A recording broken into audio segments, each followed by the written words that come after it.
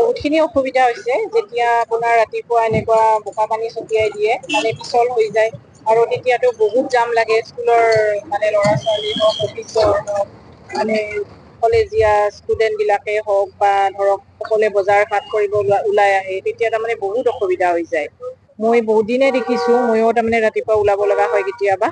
মই দেখিছো তাৰমানে কোনোবা যদি এমাৰ্জেঞ্চি কৰবাত যাব লগা হয় কেতিয়াও যাব নোৱাৰে আৰু তেনেকে স্কুটিটো বহুত কেইখন বাগৰিছে মানে বাগৰে আৰু তেনেকে মানে ৰাস্তাৰ কামটো কৰিবই লাগিব কিন্তু তাৰ আগতে মানে ৰাস্তাৰ কাম ষ্টাৰ্ট কৰাৰ আগতে মানে আমাৰ যাতায়াতৰ ৰাস্তাটো যিহেতু এইটো ৰাস্তা মেইন হয় মানে ইয়াৰ পৰা আপোনাৰ গোৱালপাৰা বঙাইগাঁও ধুবুৰী প্লাছ আপোনাৰ গুৱাহাটীলৈকে যাব লাগে সেইকাৰণে আগতে ৰাস্তাটো মানে সুচাৰুৰূপে বনোৱাৰ পিছতহে মানে ৰাস্তাৰ কামটো কৰিব লাগিছিলে মোৰ বোধে।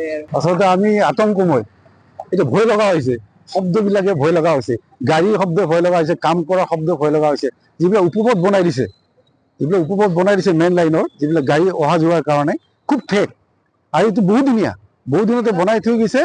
তাৰপিছত যেনেকুৱা আছে সেনেকুৱা জৰাজীৰ্ণ হৈ গৈছে, কোনো খবৰ নাই ডিপাৰ্টমেণ্টৰ।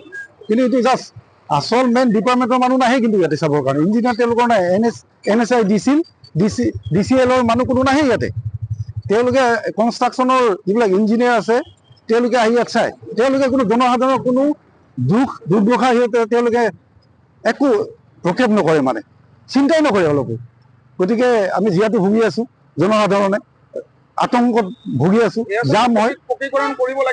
নিশ্চয় পকীকৰণ কৰিব লাগে। পকীকৰণ নহ'লে ৰাস্তাখিনি ভাল কৰিব লাগে। পকীকৰণ তেওঁলোকৰ কিবা নাথাকিব পাৰে, আমি সেইটো নকওঁ। ৰাস্তাটো ডাঙৰ কৰিব লাগে আৰু যান জঁটটো সিহঁতে শিথিল কৰিব লাগে। যোনটো চাৰ্ভিছ পথসমূহ যিবিলাক দিছে সেয়া মেৰামতি নকৰে, কিন্তু মেৰামতি একেবাৰে নকৰে। আমি বহুত দিনৰ পৰা চাই আছো, মেৰামতি একেবাৰে নকৰে। তাৰ ফলত মেৰামতি নকৰাৰ ফলত যোনটো মাটি পানী তেওঁলোকে যোনটো পানী দিয়ে, এইটো বোকাময় পানী, এই পানী মাটি শুকাই যোৱাৰ পিছত গা ধুই যায়, ঢৌৰ দৰে গা ধুই যায়। গা ধোৱাৰ ফলত পিছল হয়, জাম হয়। এতিয়া সৰু সৰু স্কুটিবিলাক যাব নোৱাৰে, এতিয়া বেমাৰী যাব নোৱাৰে, দুৰ্ঘটনা হয়, বেমাৰী যাব নোৱাৰে, মানে ডেলিভাৰী পেচেণ্ট যাব নোৱাৰে। গতিকে বহুত সমস্যা আহি পৰিছে এতিয়া।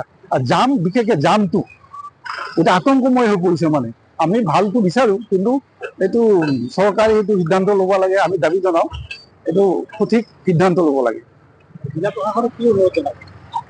জিলা প্ৰশাসনক আচলতে আমি আগৰবাৰো জনাইছিলোঁ, আমি দুধনৈ ৰাইজে জনাইছিলোঁ। ফ্লাইঅভাৰৰ ক্ষেত্ৰতে আমি জনাইছোঁ উপপথবিলাক ভাল হ'ব লাগে, তাৰপিছত ফ্লাইঅভাৰটো অপেন হ'ব লাগে। কিছু অপেন হৈছে, আমি বিচাৰিছোঁ, কিন্তু যোনটো তেওঁলোকৰ যোনটো কামৰ চিষ্টেমটো একেবাৰে বিশৃংখল, ভাল লগা নাই। মানে কামবিলাক একেবাৰে বেয়া তেওঁলোকৰ, আৰু কামবিলাক একদম নিম্ন পৰ্যায়ৰ।